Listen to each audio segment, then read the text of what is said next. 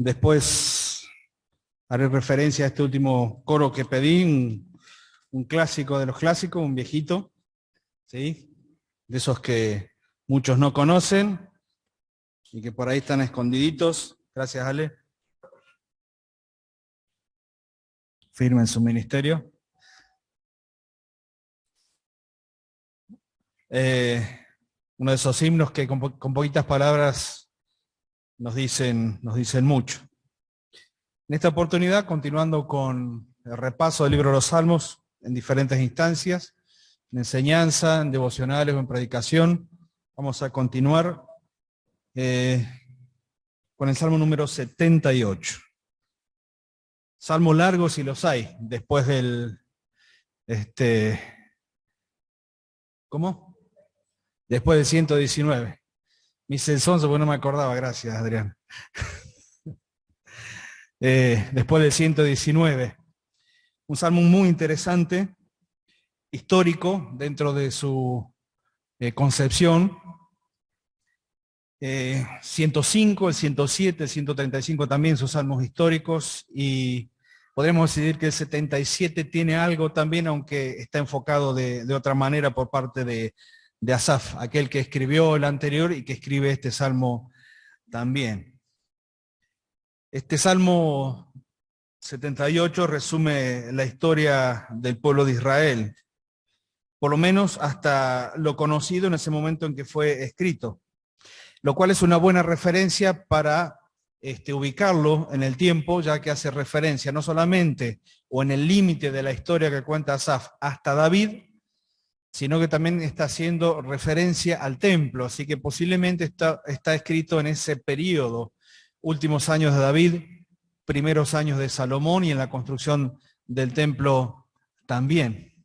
Algunos han querido ver este salmo o han querido ubicar este salmo en el post-exilio, pero en realidad estas dos referencias, tanto la de David como la referencia al templo, nos ubica aún más perfectamente en ese tiempo.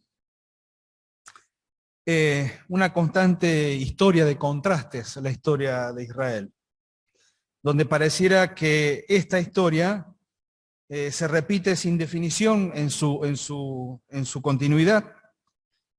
Leer la historia de Israel es lo mismo que leer prácticamente en su resumen la historia de los jueces, porque en definitiva es un traspiés tras otro desde su salida de Egipto en adelante. Es como que estaba en el gen, por así decirlo, de aquel pueblo, esta constante lucha entre obedecer y no obedecer, entre irse o escapar de la voluntad de Dios, ser bendecido, ser perdonado, también ser amonestado, ¿sí?, por parte de Dios, y tratar de empezar de nuevo en su relación con Él.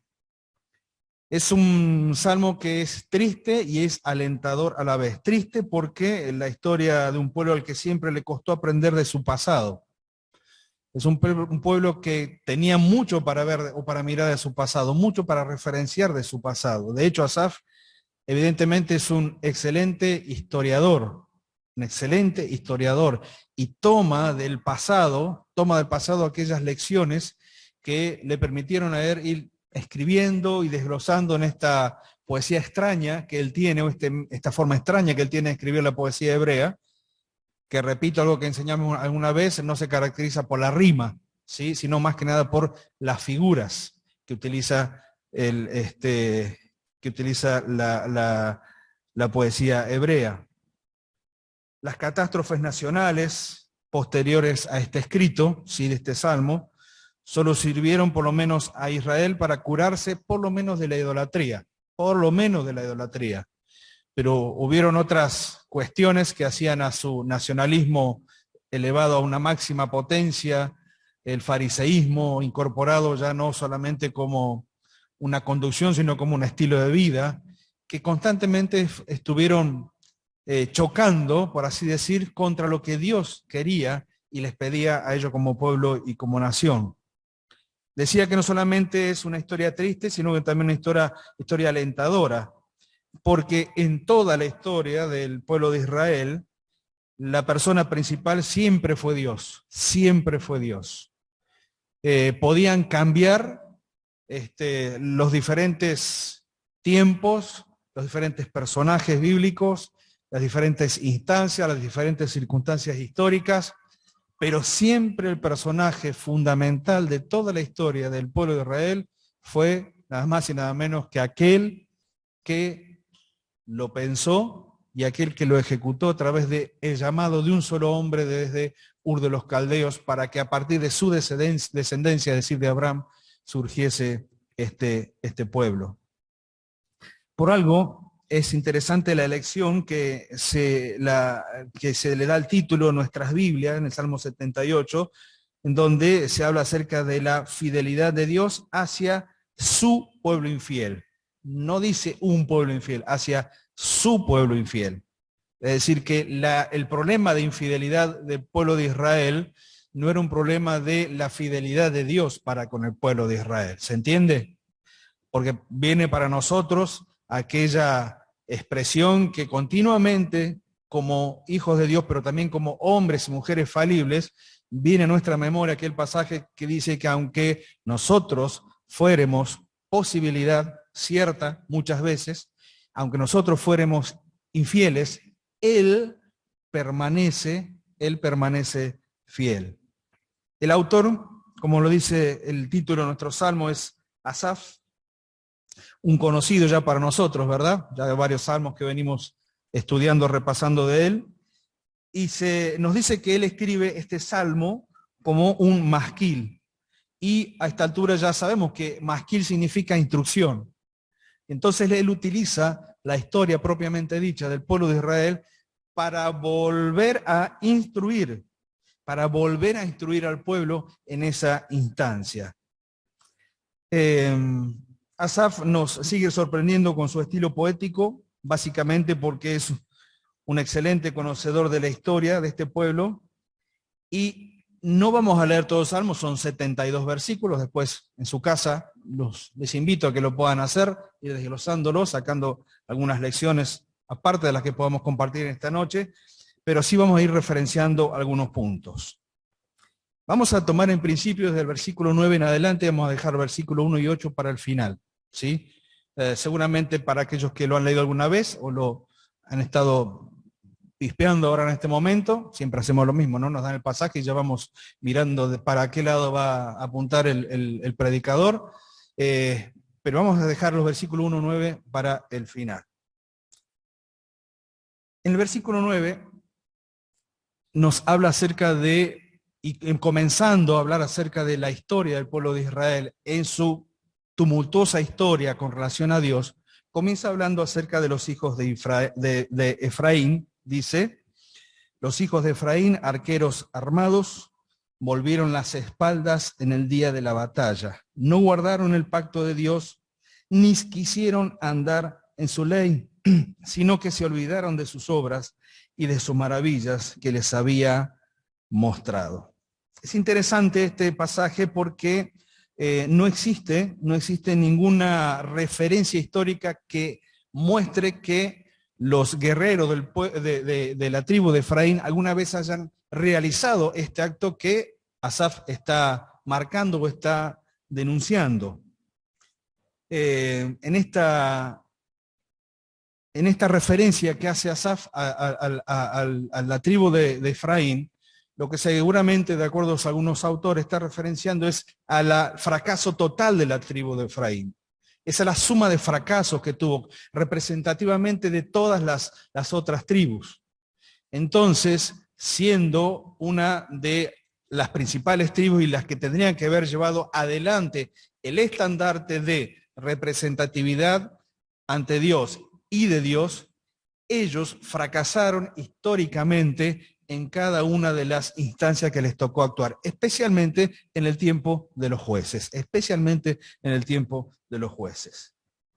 A partir del versículo 12 al 16 nos encontramos con una serie de versículos que nos hablan acerca de las maravillas de Dios,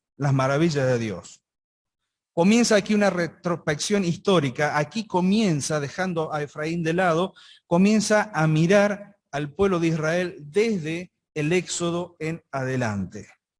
Viene de este libro la historia que cuenta Asaf, y él dice aquí que tiene en cuenta el Mar Rojo, la columna de fuego, la columna de nube, las 2 veces que bebieron agua de la peña. Hay referencias a Egipto y a Zoán o Gosén, ¿sí? la tierra donde ellos habitaban antes de salir del exilio.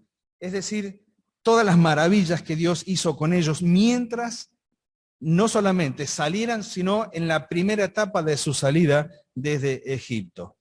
Pero desde el versículo 17 al versículo 20 nos encontramos con algunas referencias tristes de parte del pueblo en su relación con Dios. Porque ¿quién como ellos, que pudieron ver de primera mano todo lo que significaba el poder de Dios actuando a su favor? Dice, por ejemplo, el versículo 17, pero aún volvieron a pecar contra él, rebelándose contra el Altísimo en el desierto, pues tentaron a Dios en su corazón pidiendo comida a su gusto, y hablaron contra Dios diciendo, ¿podrá poner mesa en el desierto? He aquí, ha herido la peña y brotaron aguas, y torrentes inundaron la tierra. ¿Podrá dar también pan? ¿Dispondrá carne para su pueblo? ¿Qué pueblo? Ahora vamos a criticarnos un poquito, después nos vamos a centrar en nosotros. Pero la verdad que desde este lado de la historia, con toda la historia completa, uno ve al pueblo de Israel, dice, qué nación dura, qué duros de cerviz, qué cuello erguido, como dicen algunas otras traducciones, incapaces de querer doblegar su cabeza ante un Dios que les demostraba constantemente su favor. Ellos pudieron ver de parte de Dios todas las maravillas y el poder desplegado para sacarlos de la esclavitud. Y aún pese a las grandes muestras de bondad y provisión de Dios, ellos solo manifestaron desconfianza, murmuración y también pretender tentar a Dios. Alguien dijo que murmuraron y se quejaron más contra Moisés y Aarón que contra los capataces de Egipto, cuando los tenían haciendo ladrillos, muriendo en la tarea y siendo constantemente golpeados, maltratados y latigados por parte de ellos. Dice, murmuraron más contra Aarón y contra Moisés que en contra los mismos capataces de Egipto, que eran los que los maltrataban. Lo que encontramos en esta porción es, si vimos las maravillas de parte de Dios en los versículos anteriores, esto tendría que ser la buena devolución de parte del pueblo ante esta maravilla o ante esta provisión, y es todo lo contrario. Lo que vemos aquí es la ingratitud del pueblo de Israel, aún a pesar de todo lo que recibían y aún a pesar de todo lo que Dios les daba continuamente. Del versículo 21, vuelvo a repetir, estamos haciendo un repaso muy rápido de este extenso salmo. Del versículo 21 a 31 nos encontramos con el relato de la providencia, pero a la vez también el relato del castigo de parte de Dios. Dice el versículo 21, por tanto oyó Jehová y se indignó, se encendió el fuego contra Jacob y el furor subió también contra Israel, por cuanto no habían creído a Dios ni habían confiado en su salvación. Sin embargo, sin embargo es inmenso, es tremendo, porque fíjense todas las cosas en contra que tenía el pueblo delante de Dios. Las repasamos. No creyeron en Él, no confiaron en Él, y no tuvieron en cuenta su salvación.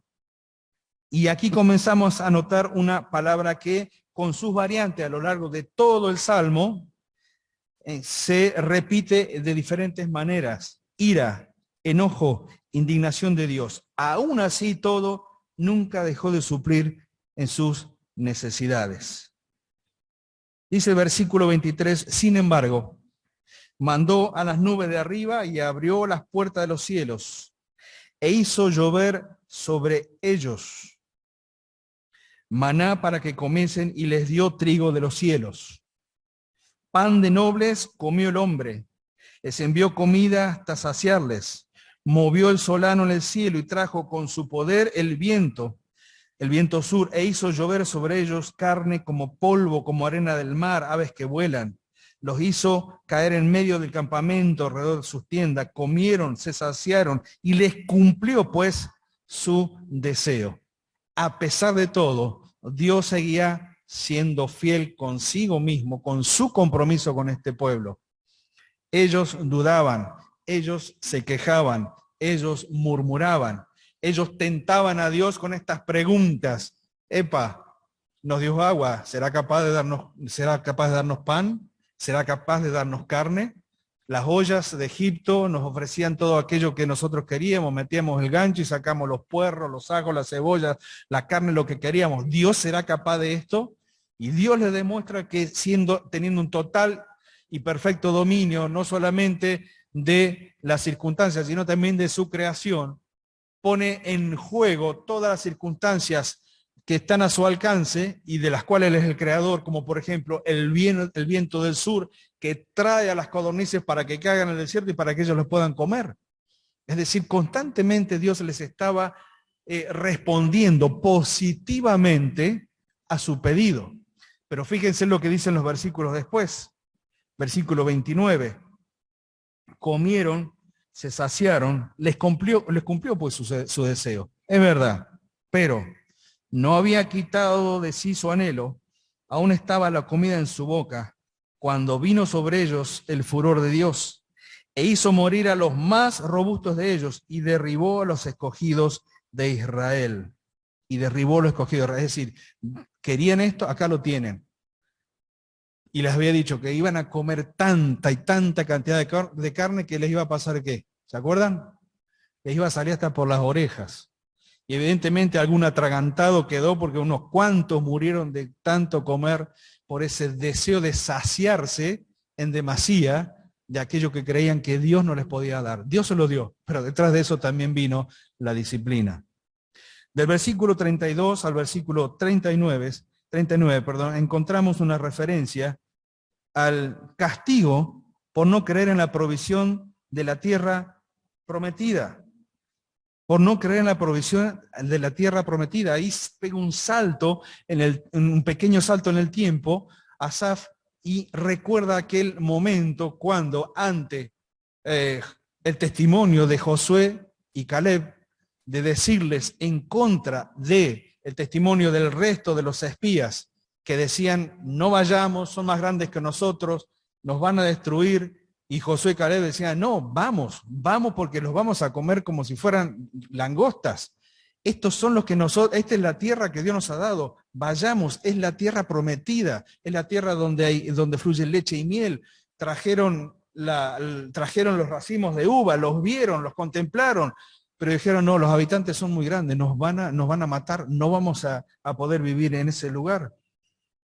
Y ellos, después de esta instancia de incredulidad, fueron castigados a vagar por el desierto. Versículo 34 dice, si los hacía morir, entonces buscaban a Dios. Entonces se volvían solícitos en buscar ayuda. Versículo 36, le lisonjeaban a Dios con su boca y con su lengua les mentían, pues sus corazones no eran rectos con él, ni estuvieron firmes en su pacto. Las veces que ellos se arrepentían en el desierto a medida que iban muriendo generación tras generación, que era la que no iba a entrar a tierra prometida, se arrepentía, Dios actuaba, pero Dios sabía que profundamente detrás de sus bocas y detrás de sus intenciones de arrepentimiento no había verdad, no había en ellos ninguna intención de ser sinceros con Dios. Verso 38, pero Él, misericordioso, perdonaba la maldad y no los destruía, y apartó muchas veces su ira, y no despertó todo su enojo. Se acordó de que eran carne, soplo que va y no vuelve. A partir del versículo 40 al 66, es todo el desarrollo de un solo versículo que leímos al principio, el versículo 12. Dice, delante de sus padres hizo maravillas, en la tierra de Egipto, en el campo de Zoar. Este versículo está todo desarrollado a lo largo de los versículos 40 al 66, que es una muestra del poder de Dios en Egipto para sacarlo desde la esclavitud, desde ese lugar. Y desde el versículo 67 al 72 es un pequeño repaso de historia casi contemporánea para Asaf, que termina precisamente con David. Bueno, uno podría preguntarse, ¿por qué tanta historia? Bueno, en primer lugar, a mí porque me gusta. Vamos a empezar por ahí. Marta siempre me dice, ¿cómo puede ser que lees tanta historia? Y bueno, porque la historia es necesaria. Siempre me gustó, me gusta. Pero tiene otro sentido más la historia. En primer lugar, porque somos seres históricos. Somos seres históricos. A veces perdemos de vista de que este tiempo que nos toca vivir, ¿sí? En este tiempo, estos años que vivimos como iglesia, forman parte de la historia que vamos escribiendo cada uno de nosotros. Me maravilla la forma en que Dios ha ido entrelazando a lo largo de todos estos años de la iglesia local, de la vida de la iglesia local. Me maravilla la forma en que Dios ha ido entrelazando nuestras vidas y nuestras historias a lo largo de todo este tiempo. Para los hermanos que son nuevitos en la fe, que hace poquito que han conocido a Cristo como Salvador, o que hace poco que se han incorporado a la vida de la iglesia local, es un placer maravilloso de parte de la iglesia recibirles y saber que forman y empiezan a formar parte de la iglesia local. Y que de la misma manera que hace 16 años atrás teníamos la expectativa de que Dios haga cosas maravillosas con aquellos que comenzamos prácticamente desde cero la obra aquí en este lugar, la misma expectativa es la que hemos tratado y la que tenemos que tratar de mantener a medida que pasan los años. Porque si bien somos seres históricos, no somos seres históricos permanentes. Los que ya tenemos una X cantidad de años, sabemos que si ese año no viene antes a buscar a su iglesia, sabemos que nuestra vida tiene un fin. Somos seres finitos con relación a la tierra, eternos con relación al cielo. Y a medida que pasen los años, muchos de los que estamos acá seguramente no estaremos y seguirán las generaciones que vienen después. Podemos recordar a aquellos que nos antecedieron, no aquí exclusivamente o solamente la obra en este lugar, sino pensando en aquellos que venimos de otros lugares, de otras provincias, de otras congregaciones, aquellos que formaron parte de nuestra historia hace muchos años atrás y que seguramente fueron nuestros formadores. Para aquellos que vienen de afuera, ¿sí? De otras iglesias de afuera, les animo a que en este momento recuerden a aquellos que los formaron a ustedes como creyentes o como hijos de Dios. Es cierto, en el norte, o sea, desde Buenos Aires hacia el norte, la actividad de las iglesias siempre fueron más profusas, por así decirlo, que en el sur. En el sur podemos decir que es una obra un poco más corta o más nueva, pero en el norte los nombres de hermanos que nos acompañaron durante muchos años en la enseñanza, en la predicación, en la formación, han sido muy reconocidos y casi siempre han venido de aquellos lados.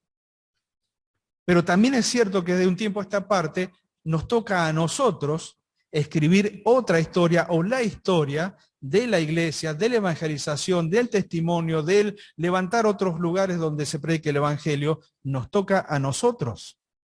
Formamos parte de historias que se van entrelazando. Ni qué hablar cuando nos empezamos a hacer parientes entre nosotros, ¿no? Ni qué hablar de esa historia. De repente, los que eran hermanos en Cristo terminan siendo cuñados, suegros, consuegros, ¿sí? Nueras, yernos, me dicen por ahí, ¿sí? Y se van entrelazando las historias. Pero aún sobre todas estas historias nuestras, conocidas, y por conocer todavía, hay una que es la que se repite constantemente y la que se va a repetir siempre. Se repitió para el pueblo de Israel y también se tiene que repetir para nosotros. Y es que la persona principal de todas estas historias tiene que ser y debe ser siempre nuestro Dios. Debe ser siempre nuestro Dios. Estamos en esta tierra para caminar, para andar, para vivir y como hijos de Dios aún con mayores motivos que aquellos que no conocen a Cristo como Salvador. Tenemos mayores motivos, tenemos mayores metas, tenemos mayores alcances, porque nuestra expectativa no es de muerte ni de condenación, es de vida nueva, es de proyectos nuevos, es de salvación, es de eternidad. Como hijos de Dios nuestra historia es distinta a la de aquellos que no conocen a Cristo como Salvador. Tenemos generaciones detrás nuestra y tenemos generaciones por delante en nuestro actual existir. Hay generaciones que se están formando, tanto dentro de la panza como aquellos que son chiquititos, como aquellos que ya son un poquito más grandes, que son preadolescentes, son generaciones que se están formando hacia el futuro. Podríamos decir que estamos aquí con esta cadena, en esta cadena que un día se cortará, ya sea porque cualquiera de nosotros, como formadores de ese eslabón, somos llamados a la presencia de Dios, o porque, en definitiva, la historia de Dios para con la humanidad y para con la tierra, en algún momento se terminará, aunque todavía quedan muchas cosas por cumplirse, por supuesto. Pero notemos, hermanos, que todo lo que rápidamente hemos repasado tiene por objeto enseñar a la generación presente. Tanto fue cuando Asaf lo escribió, como para nosotros hoy que lo podemos leer. El valor de aprender de lo antiguo para no repetir vez tras vez las mismas decisiones, las mismas malas decisiones que muchas veces han marcado nuestra vida. Por así decirlo, el pasado siempre se levanta como un espejo para cada generación para imitar y también para desechar.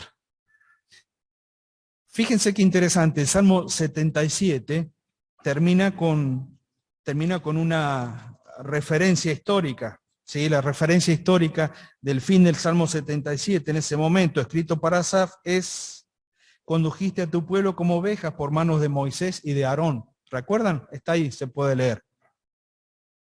Y evidentemente Asaf, cuando escribe el Salmo 77, mira la historia para una situación personal que era su propia decaimiento espiritual y hace un repaso de las maravillas de Dios y llega y contempla a Moisés y a Aarón. Pero no solamente contempla a esto, que a él lo animó, sino que también contempla la historia y se da cuenta que de la historia puede tomar lo bueno, pero también es un espejo para no repetir lo malo. Y evidentemente esto lo abrumó de tal manera, de tal forma que dijo: esto no me lo puedo quedar para mí, se lo tengo que contar a otros. ¿Y a quién mejor sino que a las generaciones que vendrán después de mí? Asaf fue fortalecido por el recuerdo de la historia, pero inmediatamente fue advertido por la misma historia. Y aquí es donde yo quiero que leamos los versículos 1 al 8.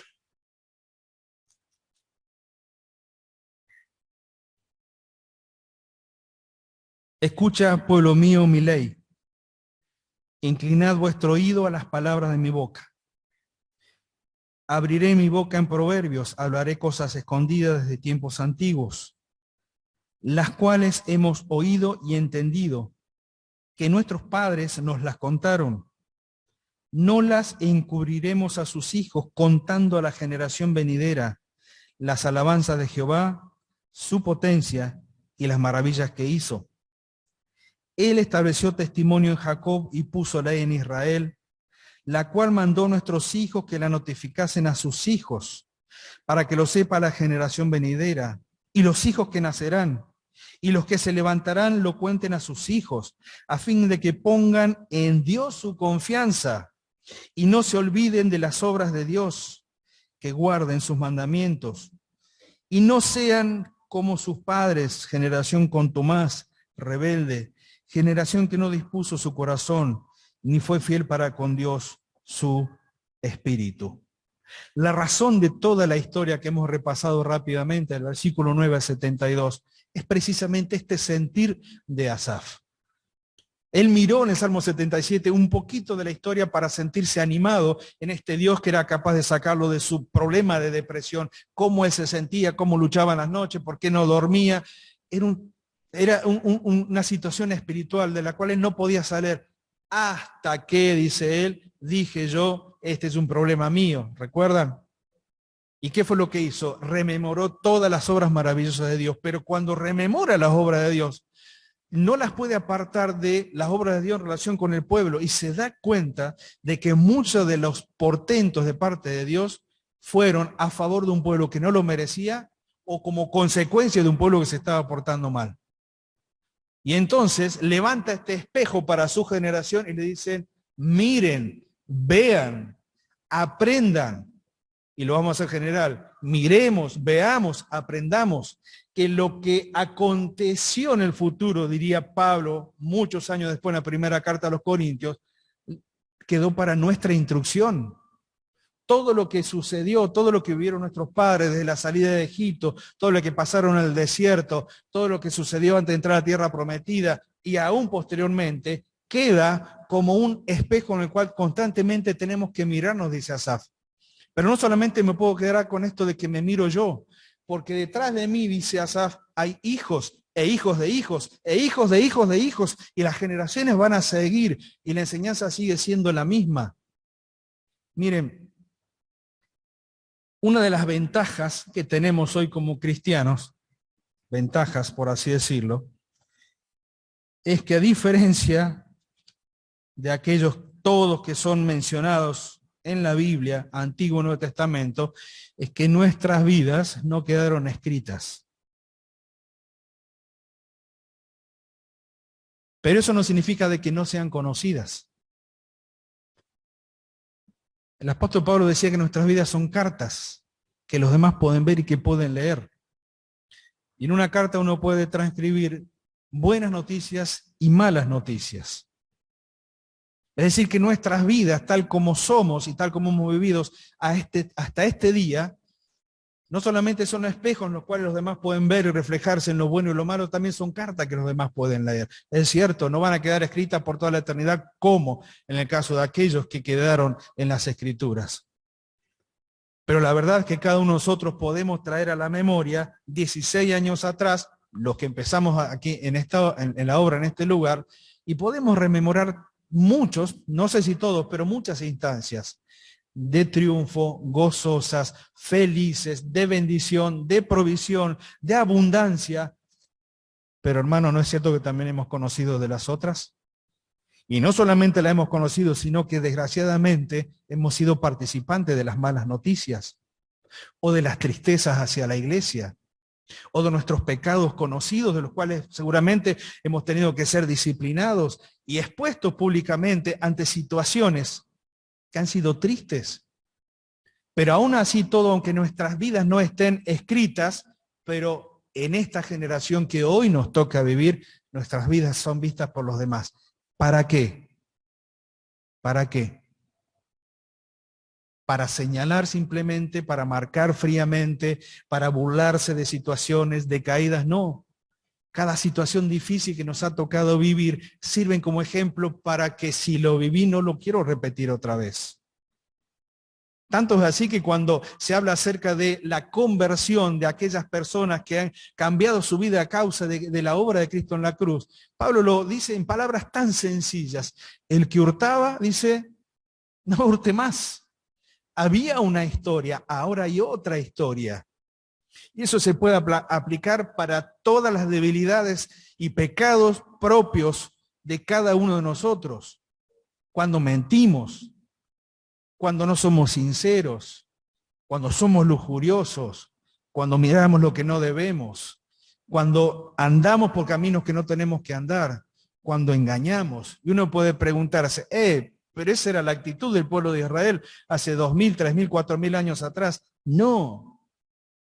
También seguramente han sido muchas de nuestras actitudes. Y son actitudes que aquellos que nos conocen y nos conocieron también vieron.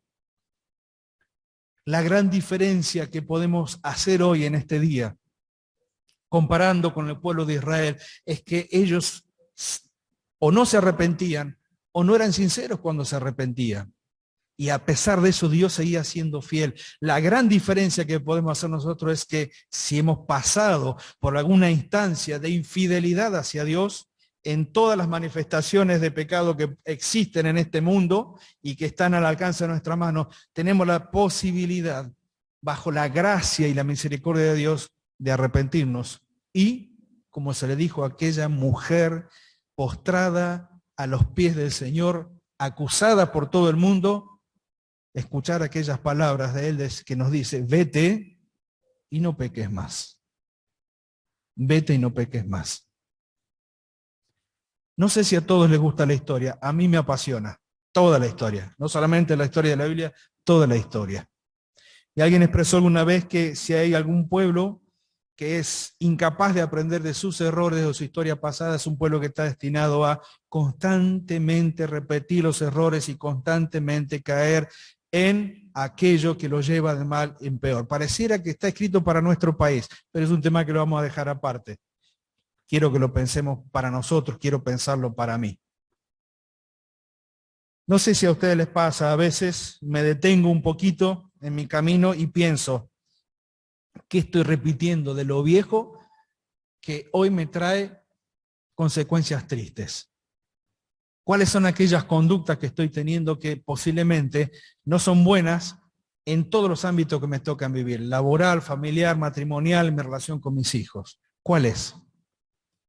Pero fíjense en este gran detalle, que cuando Asaf escribe este salmo, los primeros 8 versículos repite por lo menos 4 veces la expresión los hijos, los hijos, los hijos, los hijos, los hijos. Y si bien es cierto que nosotros como padres no podemos obligar a nuestros hijos a creer, no los podemos obligar, pero sí tenemos la responsabilidad de dar testimonio como historias vivas que somos de amor, poder, bondad y del celo de Dios en nosotros, a pesar de que podemos fallar. Hoy veo a jóvenes hermanos con sus hijos chiquitos, con sus hijitos en brazos. A Meli, que debe andar por allí seguramente, con su pancita, con 2. Vamos, Jorge, te vamos a ayudar. ¿Sí? Con 2. Algunos que están en proyecto, y no digo más. Pero lo que veo es la necesidad que tenía Asaf de no solamente mirar la historia por verla, sino mirar la historia para los que habrían de venir.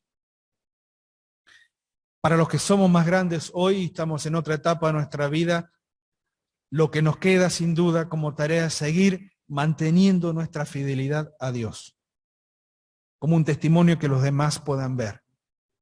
Y aunque tengamos nuestros hijos ya grandes y ya desarrollando su vida y sus matrimonios, porque gracias al Señor tenemos muchos matrimonios jóvenes, sin duda que ellos van a seguir mirando en nosotros y referenciando en nosotros lo que nosotros somos para ellos como padres.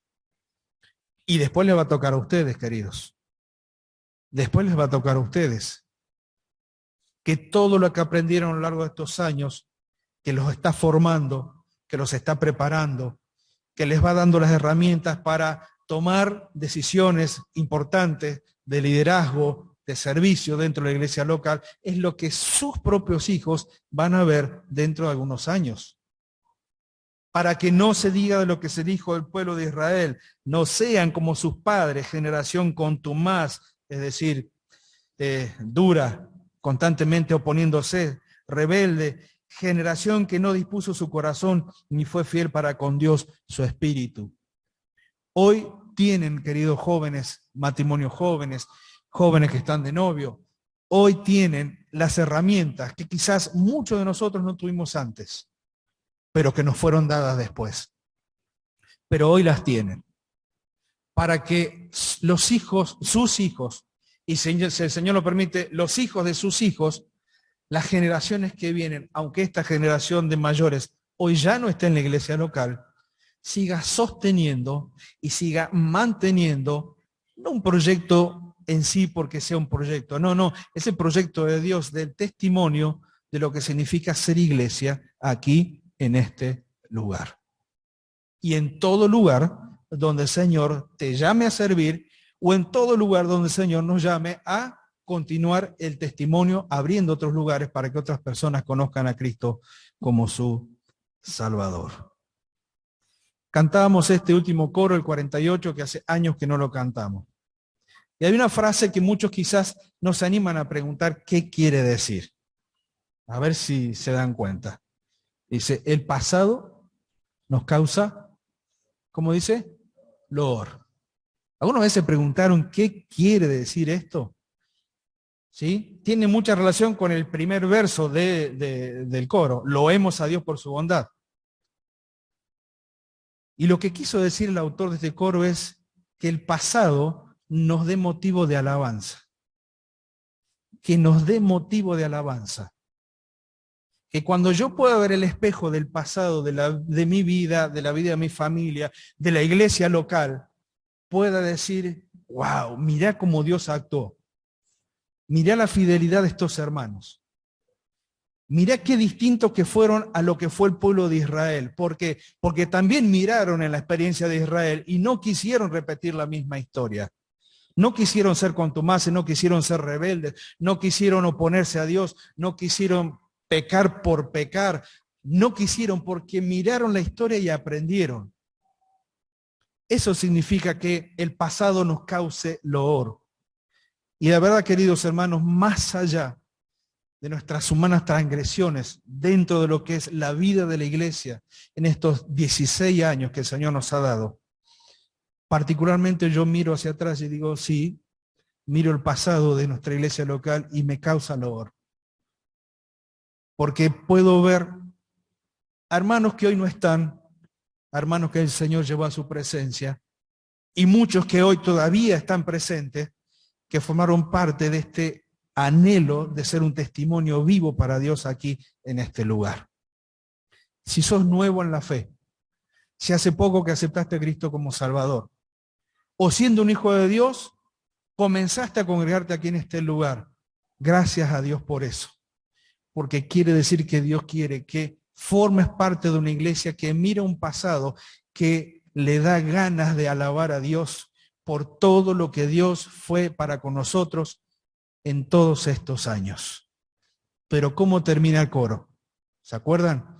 El pasado me da ganas de alabar a Dios. Pero el futuro, lo que viene después, me llama a vivir con incertidumbre, ¿verdad? Qué feo que termine así el coro. No, el futuro nos llama a confiar. Porque el mismo Dios que guió a Israel, que le tuvo paciencia, que lo cuidó a lo largo de todos esos años, es el mismo Dios que nos ha cuidado como iglesia a lo largo de estos 16 años y para muchos antes también, pero es el mismo Dios que promete estar con nosotros todos los días de nuestra vida, hasta que nos venga a buscar o nos llame a su presencia. Pero no nos olvidemos de este punto central que Asaf marcó. Hermanos, podría decir él, les cuento toda la historia porque me preocupan las generaciones que vienen. Me preocupan las generaciones que vienen, podría decir Asaf, en forma más moderna, por así decirlo, en su forma de expresarlo. Me preocupan las generaciones que vienen. Hemos escuchado mucha exhortación, mucho consejo y mucha reflexión acerca de los tiempos que nos toca vivir hoy. Y seguramente que los tiempos que vienen no van a ser ni sencillos ni mejores, hablando de sociedad, hablando de sistema, hablando de este mundo sin Dios y que no quiere tener nada que ver con Dios. Bueno, las generaciones que vienen les va a tocar una tarea quizás un poco más ardua que la que nos tocó a nosotros, quizás más difícil, quizás tengan que padecer algún tipo de persecución más feroz de la que hasta ahora hemos recibido, si es que alguna vez nos han perseguido. Pero lo que sí es cierto es que aquel que estuvo con Israel, aquel que estuvo con la iglesia del principio, aquel que está hoy, es el mismo que ha prometido estar con cada una de las generaciones que vengan, aún después de nosotros. ¿Cuántas más serán? No lo sé. Quisiéramos que el Señor venga hoy, ¿verdad? Pero siempre nos queda este tirón en el corazón, como sentía el apóstol Pablo, de o irse o quedarse. Porque irse con el Señor estaba muy bueno, pero por causa de lo que quedaba por trabajar y por servir, él también prefería quedarse aquí en esta tierra. El pasado nos causa dolor, tenemos motivos para alabar y para agradecer a Dios. Y el futuro no es un futuro malo. Puede parecer difícil con los años que corran, pero es un futuro en el cual podemos confiar porque está en las manos de Dios. Si no les gusta la historia, lo lamento, la Biblia es historia. Nos habla mucho de lo que sucedió, de lo que sucede y de lo que sucederá. Y aunque no nos gusta la historia, formamos parte de esta historia. Y lo mejor de todo, queridos hermanos, es que formamos parte de la historia de Dios que hoy en este día también se está escribiendo para su gloria y para su honra. Lo bueno es que estemos dispuestos a vivirla. Que el Señor bendiga su palabra.